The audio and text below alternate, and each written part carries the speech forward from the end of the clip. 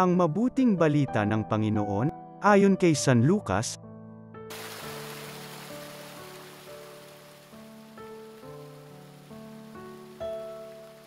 Noong mga araw na iyon, umahan si Jesus sa isang burol at magdamagdong nanalangin.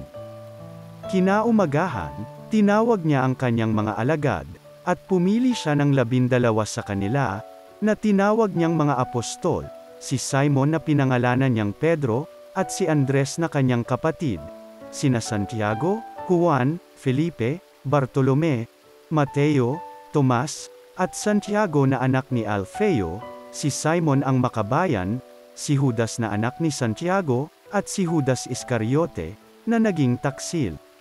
Bumaba si Jesus kasama sila, at tumayo sa isang patag na lugar. Naroon ang marami sa kanyang mga alagad at ang napakaraming tao buhat sa Judea at Jerusalem, at sa mga bayan sa baybaying dagat ng Tyro at Sidon. Pumaroon sila upang makinig sa kanya at mapagaling sa kanilang mga karamdaman. Pinagaling din niya ang mga pinahihirapan ng masasamang espiritu. At sinikap ng lahat ng tao na mahipo siya sapagkat may taglay siyang kapangyarihang makapagpagaling ng lahat. Ang mabuting balita ng Panginoon.